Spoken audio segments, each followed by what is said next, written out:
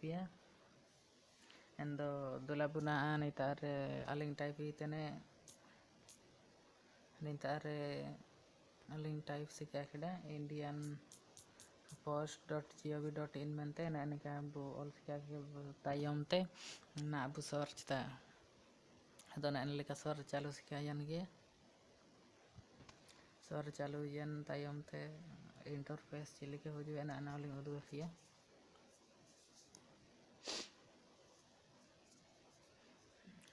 na Indian Post chilke bu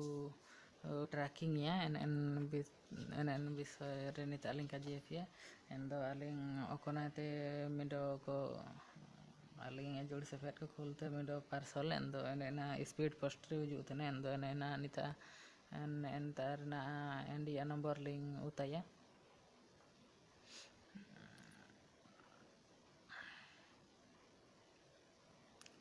entare en nomor bina endo enta nomor link uta sikakida ena te en latar re capture mente option em tare ta capture bu olia nitare cari jihote upunie nete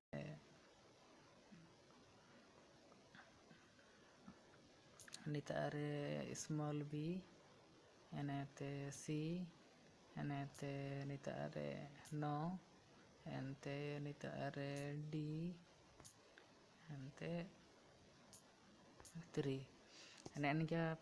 capturing fill up sikakida enta yam tena ondo midoling udu fia ene entare tracking mente option mina ene entare tracking mente option mina ene tracking de misebu utaya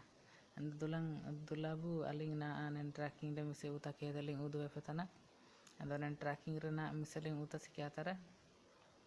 antena eneka search चालू yene na search चालू sikajan tayom te chilke interface hujue ene aling udu piana ando nen leka interface hujue yene ente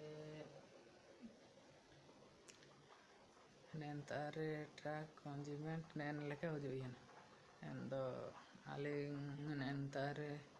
okone te kul taikina ene aling udu fia nenta pure original website gatana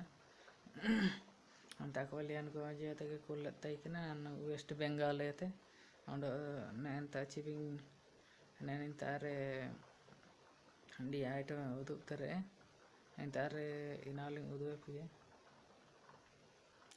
ditare chiming tarik ya dispatch otana don ta chiming tarik bita otana don ta kon post office bita jana ninta chiming teng dispatch jana alia post office K.Balang minado endo ta K.Balang post office re avre bitana bita jan don nintare ole udu ya nintare endo avre bita ote avre ka udu tere ente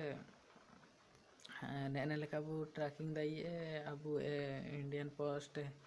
jen tracking number endo aling neleka nama video calling aku bita via chilke